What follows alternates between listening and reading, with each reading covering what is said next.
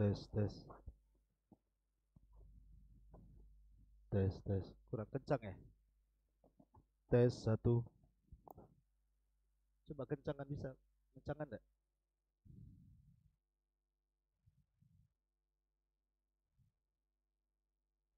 Hah? Tes tes yang hidup lampunya tuh. Tes satu satu, tes satu, kurang kurang, tes tes. Taib. Ya, alhamdulillah, kita lanjutkan. Jadi saya ulangi, ketika Dajjal sudah mulai menyebar fitnahnya, maka Dajjal pun terus berkeliling dunia selama 40 hari. Lah ketika pasukan Dajjal sudah mulai banyak, karena pengikut Dajjal ini kan macam-macam. Ada dari kalangan Yahudi Asfahan, sebanyak 70.000 Yahudi Asfahan, itu dari Asfahan saja. Belum lagi Yahudi-Yahudi tempat lain yang bergabung. Kemudian orang-orang jahil dari kalangan orang-orang Arab. Kemudian orang-orang Turk. Orang-orang Turk, bukan Turki. Turk itu orang-orang yang mukanya seperti muka orang-orang Asia, bulat-bulat, sipit-sipit gitu ya. Seperti orang Mongolia, orang Tatar dan yang lainnya. Itu menjadi para pengikut Dajjal. Maka mulailah mereka berperang melawan pasukan Al-Mahdil Muntadhar dan kaum muslimin. Tapi karena kuatnya tentara Dajjal, sehingga kaum muslimin mereka tidak sanggup menghadapi Dajjal dan para pengikutnya. Makanya Imam Mahdi Muhammad ibn Abdillah berinisiatif untuk melindungi kaum muslimin dan bersembunyi di Bukit Tur. Di mana? Di Bukit Tur. Makanya Tur itu selalu dijadikan sumpah dalam Al-Quran. Wat-Tur wa kitabim mastur. Watin, kemudian watu risinin, kan itu ya. Jadi Imam Mahdi dan juga pasukan kaum muslimin bersembunyi di Bukit Tur. Ketika Dajjal dan para pengikutnya mengetahui bahwa Imam Mahdi bersembunyi di Bukit Tur, maka mereka pun datang dan mengepungnya. Dikepunglah kaum muslimin yang berada di Bukit Tur itu berhari-hari. Sampai-sampai dalam hadis Nabi SAW dijelaskan, kepala kerbau itu lebih berharga dibandingkan 100 dinar. Dibandingkan 100 dinar. Dinar itu emas. Karena yang mereka butuhkan bukan emas, yang mereka butuhkan makanan. Mereka kelaparan karena dikepung Dajjal masalahnya. Tetapi ketika mereka kemudian kelamaan berada di Bukit Tur, lama-lama mereka bisa mati kelaparan. Akhirnya kemudian keputusannya, ini akhwat ini banyak yang ngobrol di belakang nih. Siapa yang ngobrol nih? Jangan ngobrol ya. Kalau ngobrol keluar saja. Jadi ketika itu, maka Isa bin Maryam belum turun karena ketika itu kaum muslimin dipimpin oleh Imam Mahdil Muntadhar. Jadi terpaksalah mereka mengatakan, kita kalau tetap berada di bukit ini, maka kita akan mati kelaparan. Daripada mati kelaparan, lebih baik kita jihad. Walaupun kita harus mati di tangan Dajjal dan para pengikutnya, itu lebih mulia dibandingkan mati kelaparan. Makanya kemudian Imam Mahdi berinisiatif bahwa besok setelah sholat fajar kita akan bergerak ke bawah, apapun yang terjadi. Maka mereka pun di malam hari mereka tidur dengan nyenyak sekali untuk mempersiapkan peperangan besok. Ketika datang di waktu fajar, maka salah seorang di antara mereka pun azan. Setelah azan sebelum qomat, tiba-tiba langit gelap. Bahkan seseorang tidak bisa melihat telapak tangannya saking gelapnya. Ya. Lah ketika itu tiba-tiba melihat ke langit, ada cahaya dari langit keluar. Rupanya Isa bin Maryam turun diapit dengan 2 malaikat. di mana rambutnya basah seperti habis mandi, dan dia memiliki nafas sejauh mata memandang yang kalau terkena orang kafir langsung mati orang kafir itu. Jadi turunlah Isa bin Maryam dan menemui kaum muslimin yang ada di Bukit Tur sebelum qomat. Lah kaum muslimin yang ada di Bukit Tur tahu bahwa Isa bin Maryam telah turun karena membaca hadis-hadis Nabi SAW dan ciri-cirinya. Makanya Imam Mahdi kemudian mempersilahkan, setelah kemudian dikomatkan, maka Imam Mahdi meminta Isa untuk menjadi imam. Taqaddam ya ruhallah, majulah wahai ruh Allah, jadilah imam untuk kami. Tetapi Isa bin Maryam menolak dan mengatakan, setiap kaum punya amir, aku tidak layak, kaulah yang menjadi imam, aku yang menjadi makmum. Dari sini maka Isa mengikuti syariat Nabi SAW, dia tidak jadi imam. Takrimatullah ala hadil ummah, sebagai kemuliaan dari Allah untuk umat Islam, bahwa umat Islam tidak boleh disolati kecuali oleh orang Islam. Lah ketika selesai solat, dan ini ada faedahnya ya, kenapa Isa turun, ada faedahnya satu. Isa turun itu untuk membantah orang-orang Nasrani yang mengatakan dia anak Tuhan. Kalau memang dia anak Tuhan, atau dia satu di antara tiga Tuhan, atau dia Tuhan, kenapa dia sholat di belakang Imam Mahdi? Bukankah Tuhan disembah, bukan nyembah? Yang kedua, membantah orang-orang Yahudi yang mengatakan sudah membunuh Isa bin Maryam. Maka Isa mengatakan, aku masih hidup, aku tidak dibunuh, aku tidak disalib. Dan sebagai bentuk pengabulan doa Isa bin Maryam untuk berjumpa dengan Nabi akhir zaman, dan Allah kabulkan dia berjumpa dengan Rasul dalam peristiwa Isra Mi'raj di langit kedua, di mana Rasul berjumpa dengan Isa dan Yahya di langit kedua. Itu faedah kenapa Isa turun ke bumi. Ma'asyiral muslimin wal muslimat, santri ikhwan dan akhwat yang dimuliakan Allah Azza wa Jalla. Lah setelah kemudian selesai sholat, maka Isa membariskan pasukan kaum muslimin yang siap bertempur. Lah ketika itu Isa mengusap wajah-wajah para pasukan. Dan Isa menyebutkan kedudukan mereka di sorga. Subhanallah. Tidak ada manusia yang lebih bahagia kala itu di permukaan bumi kecuali orang-orang yang diusap wajahnya oleh Isa. Kenapa? Karena bukan dijanjikan masuk sorga, tapi dijanjikan derajat mereka di sorga. Artinya mereka pasti masuk sorga. Kemudian Isa mengatakan kepada pasukan dengan tiga pilihan. Kata Isa, kalian tidak perlu turun memerangi Dajjal dan para pengikutnya. Cukup, aku akan berdoa untuk dibangkitkan pasukan yang bukan kalian, pasukan itu yang menghancurkan Dajjal dan para pengikutnya.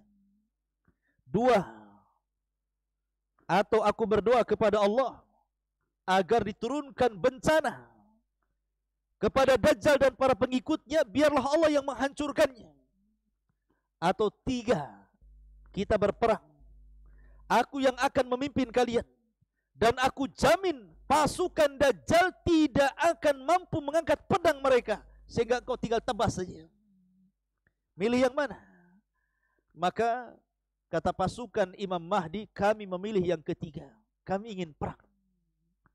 Akhirnya kemudian turunlah pasukan Al-Mahdi dipimpin oleh Isa dan Imam Mahdi, turun dari Bukit Tur. Mereka pun berperang habis-habisan melawan tentara Dajjal yang sudah dilemahkan oleh Allah Subhanahu wa taala. Melihat Dajjal bahwa ada Isa bin Maryam di tengah-tengah pasukan Imam Mahdi, maka Dajjal pun lari ketakutan. Maka dikejar oleh Isa bin Maryam ke barat, ke timur ya, sampai akhirnya tidak ada tempat lari kecuali ke Babil Lud yang ada di Israel. Maka Dajjal pun lari ke Babil Lud. Maka ketika kemudian Isa bin Maryam mengejar Dajjal sampai ke Babil Lud, maka Dajjal seperti garam yang dimasukkan ke dalam air meleleh. Maka Isa bin Maryam pun mengambil tombaknya dan mengatakan, kali ini kau tidak akan meleset. Maka Isa pun kemudian menombakkan di lehernya sehingga terpisah kepala dan badannya. Ketika melihat Dajjal sudah mati, kepalanya sudah di tangan Isa bin Maryam, dan diperlihatkan kepada pasukannya yang begitu banyak, semua ketakutan. Karena orang yang dianggap Tuhan selama ini meninggal dunia. Sehingga mereka ketakutan, sehingga kaum muslimin tinggal nebas saja. Sehingga mereka banyak yang lari tunggang langgang, tidak sanggup melawan tentara Imam Mahdi. Sebagian mereka sembunyi di batu. Di sini Allah takdirkan batu bisa bicara. Hei muslim, ini lo orang kafir di belakang saya, bunuh dia katanya. Sembunyi di mana saja, di balik pohon-pohon bicara. Kata pohon, hei mukmin, ini orang Yahudi di belakang saya, bantai dia. Semua mau sembunyi di tong sekalipun kan. Tong bisa bicara nanti. Tong kosong nyaring bunyinya. Masyarul muslimin yang dimuliakan Allah Azza wa Jalla, intinya bahwa tidak ada tempat lari kecuali satu pohon yang enggak mau bicara, yang disebut dengan pohon Gharqad namanya.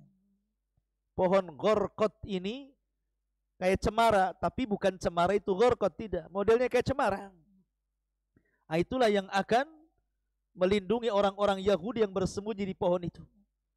Makanya orang-orang Israel sekarang lagi nanam pohon Gharqad banyak-banyak.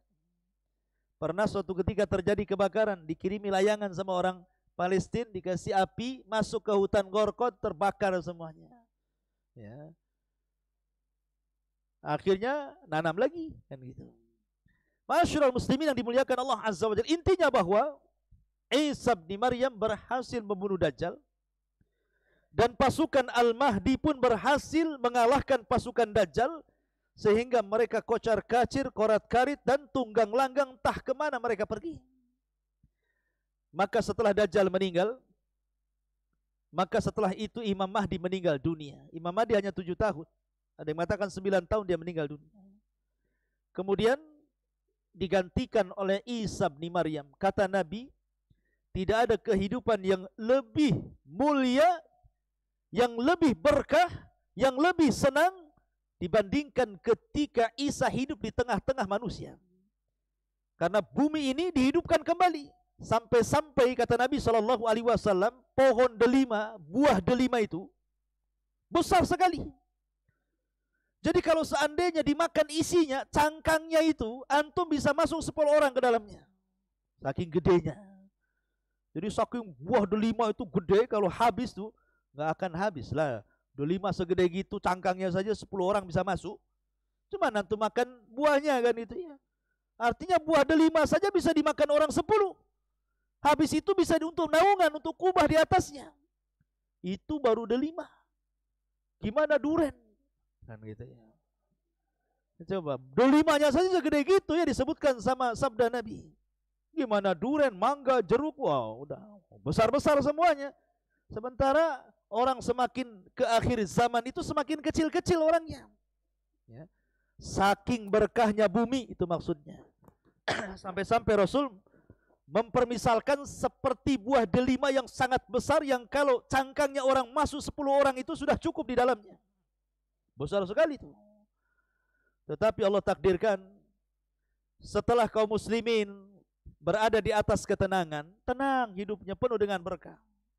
Ketika itu Isa memaksa orang-orang ahli kitab, orang-orang Yahudi dan Nasrani untuk menyerah kalau tidak dibunuh. Karena salah satu tugasnya Isa itu sudah membunuh Dajjal tadi ceritanya, kemudian mematahkan salib, membunuh Dajjal, membunuh babi, kemudian juga meletakkan jizyah. Kalau sekarang kita berperang melawan orang kafir, maka di situ ajak dulu berdakwah, kalau tidak mau bayar jizyah, kalau tidak mau perang. Tapi di akhir zaman tidak ada jizyah, tidak ada upeti. Kau mau masuk Islam atau kubunuh. Nah, itu saja.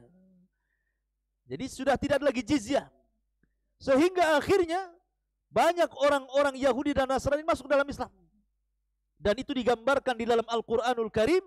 Wa im min ahlil kitab illa la yu'minanna bihi qabla mautihi. Dan sebagian ahli kitab itu akan beriman kepada syariat Rasul lewat Isa sebelum kematiannya. Maka banyak ahli kitab yang beriman di akhir zaman. Dan yang tidak mau beriman mereka diperangi. Ketika memang manusia sudah mayoritas masuk ke dalam Islam, kemudian kehidupan mereka sudah enak, dipenuhi dengan berkah, tiba-tiba Allah Subhanahu wa taala memberitahu Isa bin Maryam dan kaum muslimin, benteng yang dibuat oleh Dzulqarnain langsung jebol. Sementara di balik benteng itu ada Ya'juj wa Ma'juj, Ada dua kabilah yang sangat banyak jumlahnya. Min kulli hadabin yansilun. Sampai Allah gambarkan banyaknya Ya'juj dan Ma'juj itu seperti air bah yang turun dari ketinggian, saking banyaknya gitu loh. Bukan banyak lagi, banyak gitu, saking banyaknya. Ya. Turun dari bukit itu. Dan Ya'juj wa Ma'juj itu makhluk yang Allah Subhanahu wa ta'ala takdirkan diberikan usia panjang. Mereka sudah hidup dari zaman siapa? Dari zaman Nabi Allah Ibrahim. Karena menurut saya Ibnu Utsaimin rahimahullahu taala, Al-Imam Utsaimin rahimahullah mengatakan, Ibnu Utsaimin, bahwa Dzulqarnain itu masuk Islam di tangan Nabi Ibrahim dan pernah tawaf bersama Ismail dan juga Ibrahim di Ka'bah. Dan dia satu di antara raja yang pernah menguasai dunia. Dan dia seorang muslim. Makanya sering saya katakan ada 4 raja yang pernah menguasai dunia, 2 mukmin, 2 kafir. Yang mukmin Dzulqarnain dan juga Sulaiman, dan yang kafir Namrud dan Bukhtun Nasar. Lah Dzulqarnain ini sejak zaman Dzulqarnain, suatu ketika Dzulqarnain itu menurut Abdullah bin Abbas radhiyallahu anhuma, karena orang dulu kan panjang-panjang usianya, dia keliling dunia selama 500 tahun. Dari ujung selatan ke ujung utara, dari ujung barat sampai ke timur. Untuk berdakwah saja. Memperbaiki manusia, sampai akhirnya Dzulqarnain sampai di sebuah tempat yang bahasanya nggak bisa dipahami. Sehingga Dzulqarnain itu harus berkomunikasi mereka dengan 10 penerjemah. Baru paham maunya gitu. Ya, jadi maksudnya 10 penerjemah begini. Dari bahasa Jawa diterjemahkan ke bahasa Sunda. Dari bahasa Sunda diterjemahkan ke bahasa Batak. Bahasa Batak diterjemahkan ke bahasa Madura. Diterjemahkan ke bahasa Padang. Diterjemahkan ke bahasa Alor gitu ya, orang Flores. Terjemahkan sampai ke 10 bahasa, baru paham Dzulqarnain. Oh iya gitu. Maunya kalian saya tahu. Rupanya kaum ini mengatakan bahwa mereka setiap tahun diserang oleh 2 kabilah Ya'juj dan Ma'juj. Maka tolonglah wahai Dzulqarnain, buatkanlah benteng untuk kami supaya mereka tidak bisa lagi menyerang kami. Maka oleh Dzulqarnain dibuatlah benteng di antara 2 bukit, setinggi bukit itu, dan Allah takdirkan Ya'juj dan Ma'juj tidak bisa keluar dari bukit itu. Karena di benteng. Bentengnya di mana? Allahu a'lam. Ada yang mengatakan sebelah utara Cina, ada yang mengatakan itu bentengnya, benteng apa itu di Cina itu? Tembok. Kan ada di Cina itu kan, benteng Cina itu. Nah, ada yang tidak, itu bukan itu. Karena benteng Ya'juj dan Ma'juj tidak bisa dihancurkan. Itu pernah hancur. Apalagi benteng Takashimura ya. Ma'asyiral muslimin yang dimuliakan Allah Azza wa Jalla, intinya bahwa Ya'juj dan Ma'juj ini terkurung di benteng itu beratus-ratus tahun sejak zaman Nabi Ibrahim. Dan akan dijebol bentengnya itu nanti di akhir zaman. Di masa Isa bin Maryam sedang berada di atas kebaikan bersama kaum muslimin. Tiba-tiba Allah wahyukan kepada Isa bahwa benteng Ya'juj Ma'juj telah hancur dan keluarlah kabilah, 2 kabilah besar Ya'juj dan Ma'juj. Mereka tidak bisa diperangi dan tidak bisa dibunuh. Gimana caranya coba? Memerangi kaum yang tidak bisa diperangi dan tidak bisa dibunuh karena banyaknya. Berapa sih banyaknya? Kenapa mereka tidak bisa diperangi? 1 lawan 999. Kira-kira menang gak antum kalau 1 orang dikeroyok oleh 999? 2 orang aja KO, apalagi 999 kan gitu. Jadi bandingan kita dengan Ya'juj dan Ma'juj itu, jadi kalau kita memerangi Ya'juj dan Ma'juj, kita sendiri melawan 999 dari Ya'juj dan Ma'juj. Siapa yang akan menang? Enggak akan menang itu. Dan Ya'juj dan Ma'juj itu perusak bumi. Sekali datang ke sungai, disedotnya, diminumnya, habis kering. Masuk ke hutan, daun-daun dimakan, habis kering semuanya. Pokoknya perusak. Mereka manusia sama dengan antum. Ya. Tapi mereka makhluk yang aneh. Mereka tidak seperti Dajjal fitnahnya. Kalau Dajjal itu kan memfitnah agama, orang suruh murtad. Tapi Ya'juj dan Ma'juj tidak ada fitnah agama. Dia fitnahnya ngerusak saja. Dan kalau dia membunuh di luar rasnya, dimakan tuh bangkainya, kanibal. Nah itulah Ya'juj dan Ma'juj. Ya. Lah kata Nabi SAW, Allah berfirman kepada Isa, sebaiknya kau selamatkan sebanyak-banyaknya kaum muslimin, bawa lagi ke Bukit Tur katanya. Akhirnya kemudian kaum muslimin yang bisa menyelamatkan diri dan bergabung dengan Isa bersembunyi lagi di Bukit Tur, sama tempat ketika Imam Mahdi bersembunyi dari pasukan Dajjal. Mereka sembunyi di situ. Ya. Akhirnya karena memang kondisi mereka juga sangat menakutkan, turun sedikit saja akan berhadapan dengan Ya'juj Ma'juj, mereka tidak akan selamat.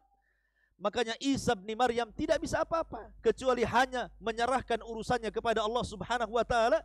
Dia pun berdoa kepada Allah, ya Rabb, hancurkan mereka. Akhirnya kemudian Isa berdoa kepada Allah dan Allah kabulkan. Maka setelah kemudian Isa bin Maryam berdoa, Allah kirimkan bencana kepada Ya'juj dan Ma'juj. Karena masalahnya mereka orang yang sombong. Ya'juj dan Ma'juj sombong sekali.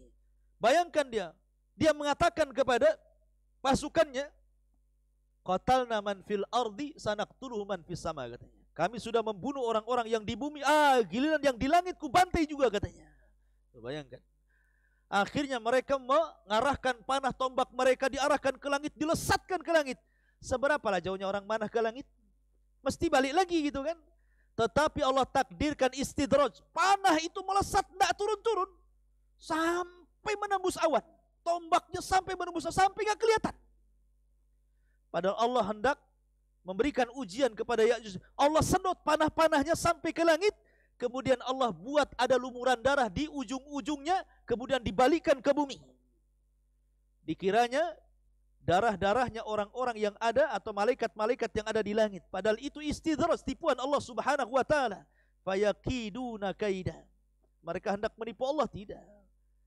Allah itu lebih hebat makarnya. Wa yamkuruna wa yamkurullah wallahu khairul makirin.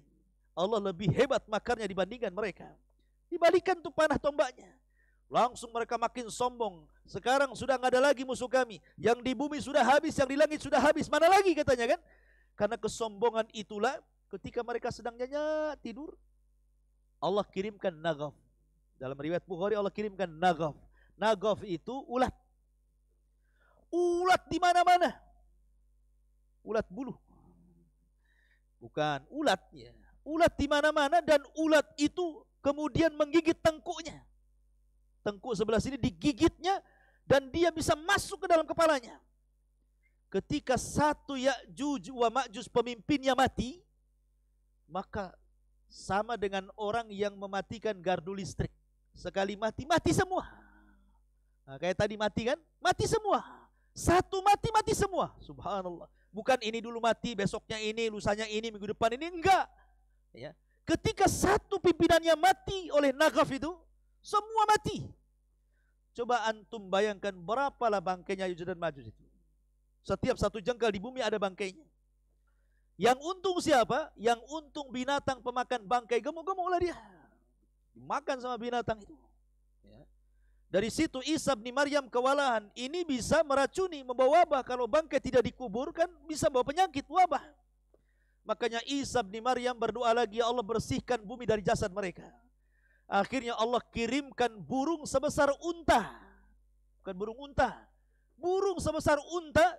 Kemudian mengambil jasad itu, dilempar entah berantah kemana, yang mengatakan ke lautan. Akhirnya bumi pun bersih. Setelah bersih tentu masih ada sisa-sisa kan, namanya bangkai gitu, pasti ada sisa-sisa. Maka Isa berdoa lagi, akhirnya Allah turunkan hujan deras-derasnya. Satu bumi Allah turunkan hujan. Akhirnya hujan itu membawa sisa-sisa bangkai ke lautan. Kemudian bumi pun kembali subur. Kemudian ternak-ternak kembali gemuk. Kaum muslimin turun dari bukit. Dan mereka pun kembali hidup normal. Dan hidup di atas kebahagiaan. Maka di sini menunjukkan bahwa Isa hidup di tanda dua kiamat besar. Pertama Dajjal, yang kedua Ya'juj wa Ma'juj. Ma'asyiral muslimin wal muslimat, santri ikhwan dan akhwat yang dimuliakan Allah Azza wa Jalla. Maka selepas kejadian ini Isa hidup bersama kaum muslimin, akhirnya Isa pun wafat. Mulailah kaum muslimin karena Isa wafat, mulai mereka jadi jahat lagi. Yang tetap beriman, yang jahat jadi jahat lagi, yang kufur jadi kufur lagi. Ini ujian. Ya. Maka selepas itu karena sudah tidak ada lagi yang membimbing mereka, Imam Mahdi sudah meninggal, Isa sudah meninggal, Maka kaum muslimin terbagi belah menjadi dua, ada yang tetap mukmin, ada yang kemudian jadi kafir lagi, yang jahat jadi jahat. Akhirnya Allah Subhanahu wa taala ingatkan mereka. Dengan cara apa? Dikirimnya dukhan. Dukhan itu asap gelap dari langit. Dikirim dukhan. Makanya Allah Subhanahu wa taala disebutkan dalam Al-Qur'an ada namanya suratul dukhan. Ada namanya surah Ad-Dukhan. Nah, surah Dukhan ini salah satu tanda dari tanda-tanda kiamat besar. Allah ingin nyadarkan mereka yang kufur agar kembali ke beriman. Tetapi Dukhan ini tidak menyadarkan mereka, nyadar sesaat. Ketika yang menghirupnya orang yang beriman paling tinggi pilek. Tapi kalau yang menghirupnya orang kafir bisa kesakitan, bahkan sebagainya mati. Maka mereka pun berdoa agar Dukhan ini diangkat. Akhirnya kemudian Dukhan pun diangkat, tapi Allah takdirkan setelah Dukhan diangkat tetap saja mereka kufur. Ini sudah peringatan pertama ya. Mereka tetap kufur. Ketika mereka sedang nyenyak-nyenyak tertidur, kemudian datang waktu subuh, yang beriman kemudian bangun mereka sholat subuh, yang sudah kufur dan kafir mereka malah tidur. Ditunggu di waktu jam 6, harusnya matahari terbit, tidak terbit juga. Ditunggu waktu zuhur, tidak terbit juga. Ditunggu waktu asar, tidak terbit juga. Ditunggu waktu maghrib, harusnya matahari tenggelam, matahari muncul dari arah barat. Ketika matahari muncul dari arah barat, tidak ada satupun tobat manusia diterima. Karena tobat itu dua syarat. Pertama, jangan sampai nyawa di tenggorokan. Yang kedua, jangan sampai terbitnya matahari dari arah barat. Sebab kalau terjadi ini, terbit matahari dari barat, maka orang yang tobat tidak akan diterima. Walaupun penyembah berhala dibuang berhalanya sekalipun percuma. Para dai resign, sudah tidak ada berdakwah. Kayak saya kayak gini percuma kalau sudah matahari dari arah barat. Apa yang akan bermanfaat? Tobat seseorang ditolak. Ya. Makanya Nabi SAW mengatakan 3 perkara kalau muncul tidak manfaat lagi imannya. Salah satunya adalah ghurubus syamsi min maghribiha, munculnya matahari dari arah barat. Maka selang 1-2 hari dari kejadian matahari terbit dari arah barat, kemudian hari ketiga, hari keempat normal kembali terbit dari arah timur, tiba-tiba muncul binatang yang disebut dengan dabatun minal ar. Dari perut bumi keluar binatang, bisa bicara. Kemudian menstempel manusia. Yang mukmin stempel mukmin di jidatnya, bercahaya. Yang kafir stempel hidungnya gosong. Maka ketika itu orang mukmin dan kafir bisa dibedakan dengan stempel. Mukmin kafir, yang jidatnya bercahaya mukmin, jidatnya gosong kafir. Sehingga ketika itu nama tidak lagi digunakan. Yang ada hanya mukmin dan kafir dan tidak tersinggung sama dengan yang lain. Enggak tersinggung. Mau kemana min gitu ya. Mau ke pasar Fir gitu. Tidak ada masalah. Karena sudah tidak ada lagi nama. Yang ada mukmin kafir saja. Mau kemana Fir? Mau mandi min gitu. Jadi begitu mereka. Ya. Karena sudah distempel. Lah ketika sudah binatang ini tidak ada, sampai binatang ini nunggu di luar masjid. Ada orang sholat, Allahu Akbar. Percuma sholatnya. Tiba-tiba keluar masjid, kata binatang ini, al-antu salli. Kok sekarang mau sholat? Dulu kemana kau tak sholat katanya. Percuma sholatnya. Sampai akhirnya satu dunia distempel mukmin dan kafir. Akhirnya Allah Subhanahu wa taala hilangkan binatang ini. Maka ketika itu mendekati kiamat besar. Kalau sudah muncul dabatun minal ar, berarti akan terjadi kiamat besar. Maka ketika itu Allah Subhanahu wa taala munculkan api dari 2 arah. Pertama Aden Yaman, yang kedua Hijaz Madinah dan Mekah dan sekitarnya. Itu disebut negeri Hijaz. Dari 2 laut, Aden dan laut Hijaz, keluar api. Ya. Dan api ini menggiring manusia. Setiap yang kena api terbakar, tapi tidak membakar manusia, hanya menggiring saja. Satu dunia digiringi oleh api itu. Sehingga akhirnya manusia meringsak akhirnya menghindari api, tidak sadar akhirnya mereka pun sampai di Syam. Satu dunia akan kumpul di Syam. Setelah mereka ada di Syam, dikelilingi api. Mereka tidak bisa kemana-mana. Nah disitulah Nabi SAW mengatakan, narun yakhruju min ardi Syam, min ardi Adnin, yutradun nas ila mahsyarihim. Kata Rasul, api yang keluar dari perut Aden, dan menurut penelitian NASA, memang di Aden Yaman itu ada burkan di dalamnya. Persis seperti sabda Nabi SAW. Jadi akhir zaman itu akan keluar burkan itu. Api yang sangat dahsyat dan seperti lahar kemana-mana gitu mengejar manusia. Sampai akhirnya mereka dikelilingi dan berada di Syam. Disitulah Allah kiamatkan manusia. Yang sebelumnya, sebelum ada api ini, Allah kirim angin dan mewafatkan setiap orang yang punya iman dalam hatinya walaupun sebiji zarah. Baru dikirimkan api, dikumpulkan manusia di Syam. Kata Nabi SAW, la taqumus sa'ah illa ala syiraril khalqi. Tidak tegak hari kiamat kecuali di atas seburuk-buruk manusia. Disinilah Allah Subhanahu wa ta'ala gempakan bumi. Idza zulzilatil ardu zilzalaha. Di sini Allah Subhanahu wa ta'ala jatuh-jatuhkan bintang-bintang dari langit. Wa idzal kawakibun tatharat. Di sini Allah Subhanahu wa ta'ala lipat-lipat langit. Malaikat keluar. Wa futihatis sama fakanat abwaba. Pintu-pintu langit dibuka, malaikat keluar semuanya. Karena langit mau digulung oleh Allah Subhanahu wa ta'ala. Dan ketika itu Israfil meniupkan sangkakala pertamanya, maka terjadilah kiamat besar. Dan antara jarak Israfil tiupan pertama ke tiupan kedua itu 40 kata Abu Hurairah, tanpa menyebutkan 40 hari, 40 minggu, 40 bulan atau 40 tahun. Wallahu alam, kata Abu Hurairah. Yang jelas bahwa kiamat ini terjadi selama 40. Disitulah dihancur-hancurkan bumi. Sekarang antum bisa memandang lautan, tapi ketika kiamat kemana lautan pergi? Antum bisa memandang hutan-hutan Jabal Uhud yang begitu hijaunya gitu ya, walaupun sudah banyak ditebang di tengah-tengahnya. Nanti pada hari kiamat kemana tuh hutan-hutan sudah nggak ada. Antum bisa melihat malam-malam bintang yang bergelapan di atas langit dengan indahnya. Datang hari kiamat, bintang itu hilang semua, akan berjatuhan.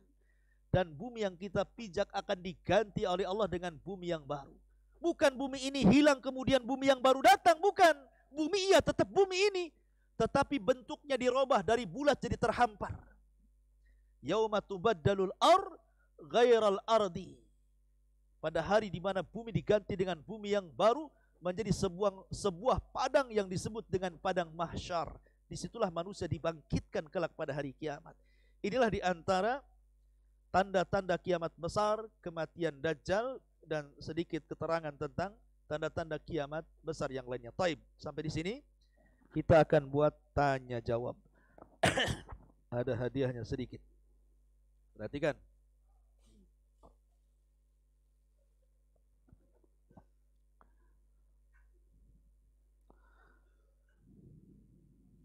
Taib. Jangan ribut. Hadiah untuk akhwat berupa voucher. Laki-laki nggak dapat voucher ya. Perempuan yang dapat voucher. Belanja seharga 8.000 di Koperasi Akhwat Jabal Uhud. Tetapi berlaku sampai 15 Oktober. Lewat 15 Oktober berarti vouchernya kadaluarsa, tak bisa dipakai. Taib. Perhatikan, ikhwan dulu. Hadiahnya combo sis, snack, jagung bakar. Taib. Sebelah sini dari kamera ke kiri.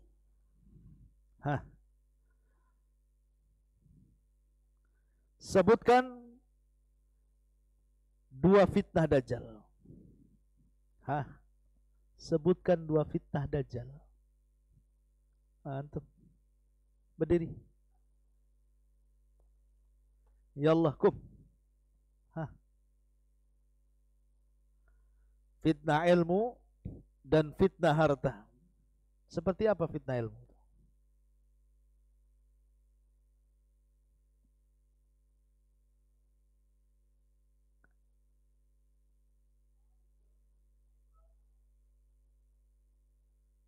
Yang lain semua banyak fitnahnya. Kalau tidak paham yang lain, fitnah harta sudah betul. Fitnah ilmu kalau nggak antum ngejelasin tidak paham antum.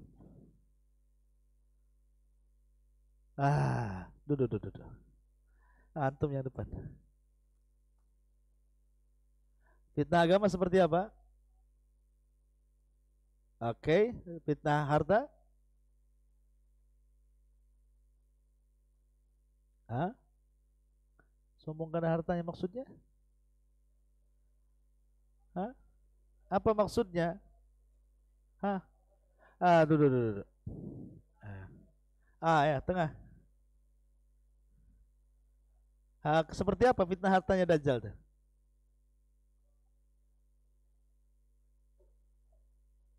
Ah, seperti ahsan. Ayo, fadhal. Hah, harus bisa jelasin. Antum tak bisa jelasin. Fadhal. Sebelah sini. Gemaz. Perhatikan gemaz.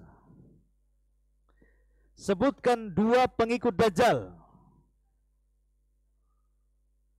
Pojok. Berdiri. Diam.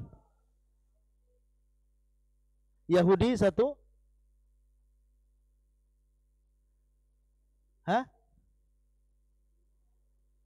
Betul Yahudi satu-satunya? Lama antum. Duduk, duduk. Antum. Yahudi Asfahan, ahsan, terus orang Turk, ahsan. Dapat gemas antum. Semua ingat, siapa yang membunuh Dajjal? Wah. Kalau ini semua yang belakang lah saya. Yang paling belakang tuh, yang paling belakang tuh. Siapa? Antum ya? Berdirilah, yang benar. Ya Isa, kepanjangannya apa? Isa bin Maryam, ahsan. Dapat momoge. Momoge antum dapat. Baik. Ketika Isa hendak menyerang Dajjal, ketika Imam Mahdi hendak menyerang Dajjal, kemudian Isa turun, kemudian Isa sholat di belakang Imam Mahdi. Apa faedah Isa turun? Apa faedah Isa turun? 2 saja. Yang ini cepat. Cepat antum. Ya. Membantah seperti apa? Isa sudah wafat. Orang Nasrani mengatakan seperti itu. Orang Nasrani? Salah. Antum tuh yang besar, berdiri, cepat. Apa?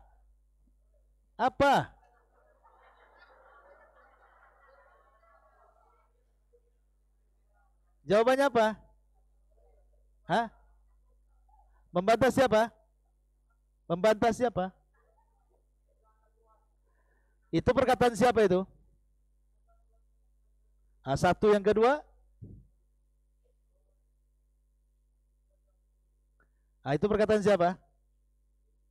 Ahsan. Antum dapat jagung bakar. Fadhal. Ketika Dajjal, perhatian jangan ribut. Ketika Dajjal mengepung Imam Mahdi dan pasukannya, kemudian Isa sholat di belakang Imam Mahdi, kemudian Isa mengusap wajah-wajah orang itu dan menyebut keutamaan mereka dan tingkatan mereka di sorga. Setelah itu Isa berdoa 3 perkara, meminta kepada pasukan 3 pilihan. Sebutkan 2 pilihan saja. Antum yang pakai masker nih.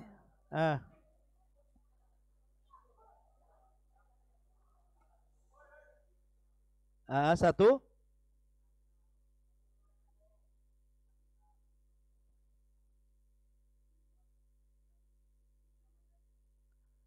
Berperang melawan Dajjal. Ahsan.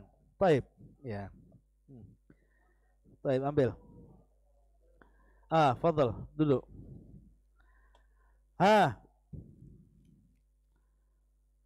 Berapa perbandingan antum dengan Ya'juj dan Ma'juj? Antum ya. Oh ya, dari depan belum. Antum lah, cepat. Cepat.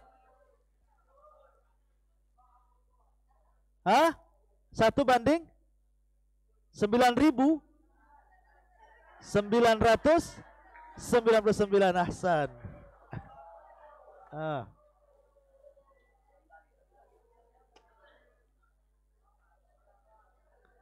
Siapa yang membenteng Ya'juj dan Ma'juj? Antum, cepat. Cepat. Zulkarnain, ahsan ya, cepat, ambil. Diam dulu. Sekarang akhwat, dengerin. Diam dulu. Akhwat, pertanyaan. Isa bin Maryam itu diciptakan oleh Allah Azza wa Jal tanpa bapa, sehingga mereka orang-orang Nasrani mengatakan Isa anak Tuhan. Bagaimana bantahnya dalam Al-Quran?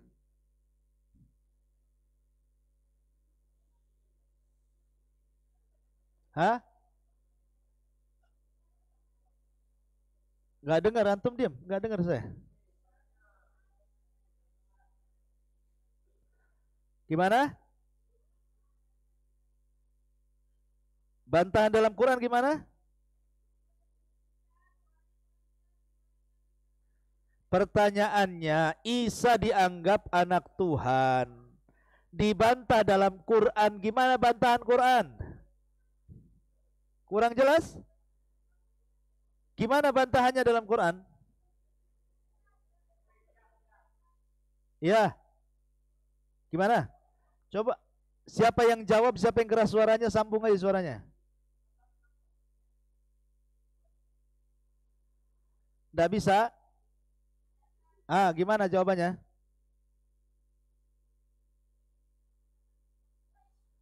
Ahsan, inna masalah Isa indallah kamasali Adam. Dapat voucher belanja Airpace 8.000 berlaku hingga 15 Oktober 2001.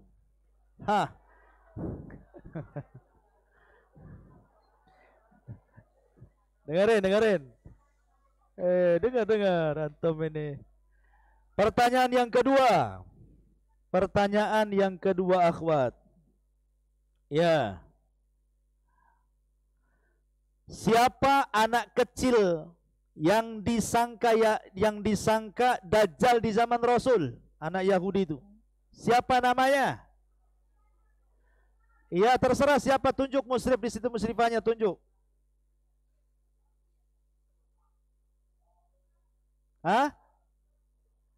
Siapa? Saf atau? Iya, Saf betul. Atau siapa nama lain dari Saf? Ibnu Sayyad. Ahsanti. Dapat voucher belanja Rp 8.000 berlaku hingga 15 Oktober 2001. Ingat.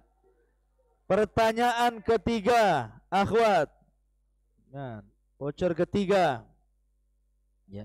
Siapa sahabat yang bersumpah Ibnu Sayyad itu Dajjal? Siapa? 2 sahabat saja.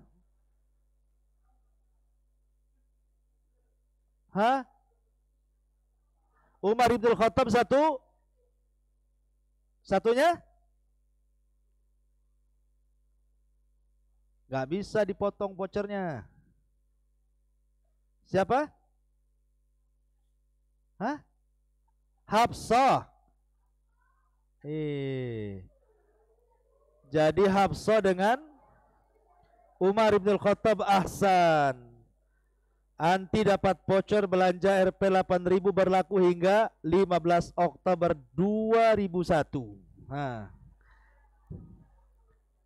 Baik. Pertanyaan yang keempat, akhwat. Dengerin. Iya kan? Dajjal mati di mana? Di mana? Di Bengkong? Mana ada di Bengkong? Dajjal kok mati di Bengkong pula? Hah. Coba dengerin. Babilod ahsanti. Voucher belanja Rp 8.000 berlaku hingga 15 Oktober 2001. Hah, dapat. Baik, balik ke ikhwan. Anda dapat gemes, enak, snack mie.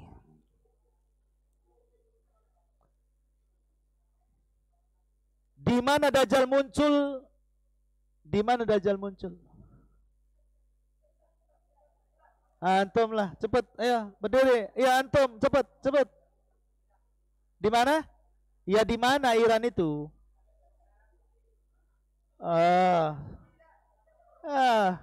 Antum yang putih. Hah? Iya di mana? Di Iran tuh di mana? Duduk. Antum. Asfahan, Iran. Antum ini. Ahsan. Iran. Dajjal berapa hari keliling dunia? Wah, mantap. Antum. Ayo berdiri. Hah? 40 hari, 1 hari pertama seperti apa? Hah? 1 tahun, hari kedua? Hari pertama setahun, hari kedua? 1 bulan, hari ketiga? 1 pekan, ahsan. Dapat lantum. Bentar.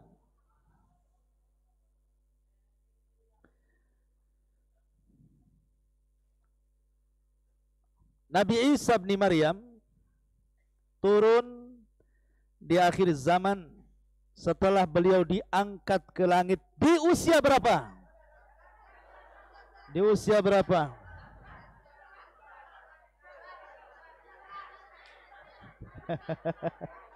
Antum lah belakang tuh, merah. Hah? 3? Ahsan. 34 tanah. Ambil.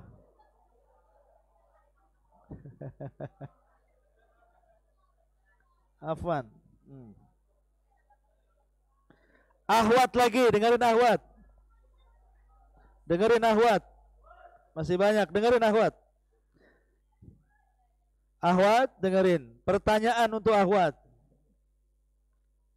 Pada hari kiamat manusia akan dikumpulkan di daerah mana? Sebelum kiamat dibangkitkan, di mana manusia dikumpulkan? Diam. Hah? Halo?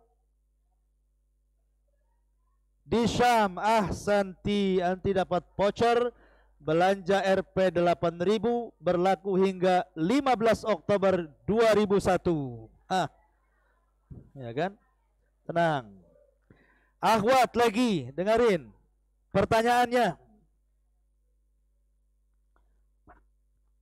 Dajjal, balik ke Dajjal, tidak bisa masuk ke 2 kota. Ayo, musrifahnya tunjuk, mana musrifahnya? Jangan ribut. Musrifah, tunjuk musrifah. Diam. Halo, diam.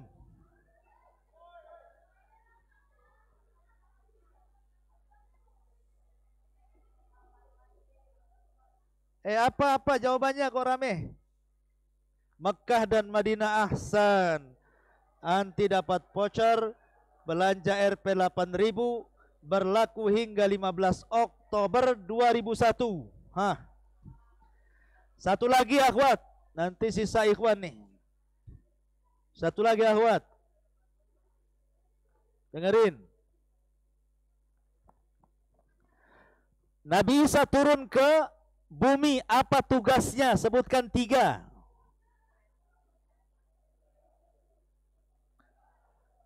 Sebutkan 3 tugas Nabi Isa.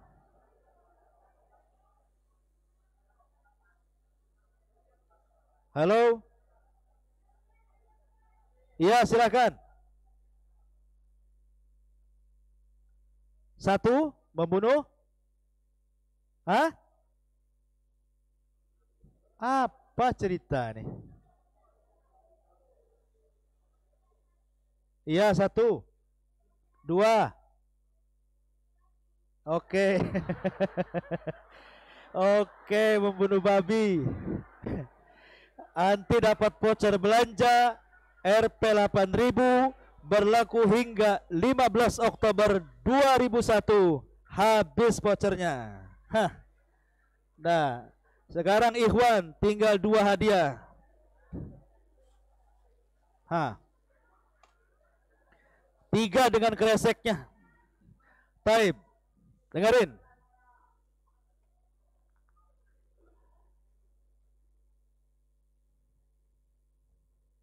Diam dulu, nggak akan ada bertanya kalau nggak diam. Taib.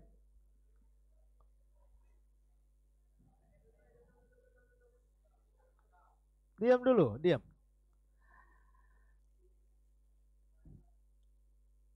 Ya'juj Ma'juj. Ya'juj dan Ma'juj, ingat. Tadi sudah disebut bandingannya 1 dari kita, 999 dari mereka.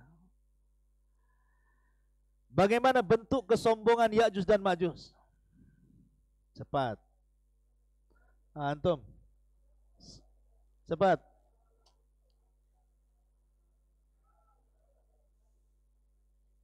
Iya.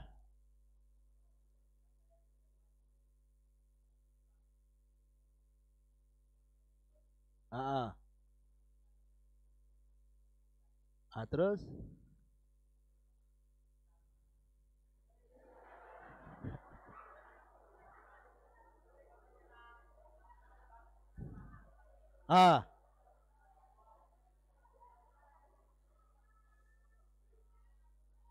Mengembalikan.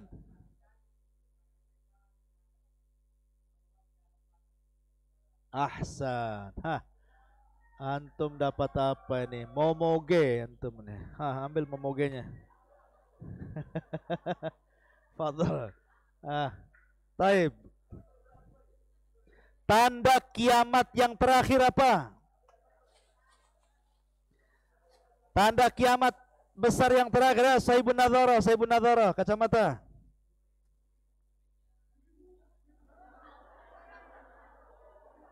Sama-sama kacamata ya. Diam. Bukan.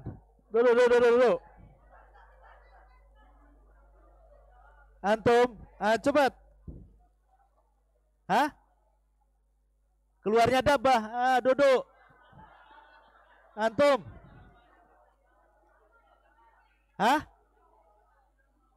Itu kiamat namanya, bukan tanda kiamat. Tanda kiamat. Antum. Ya. Iya, ayo. Apa? Diam.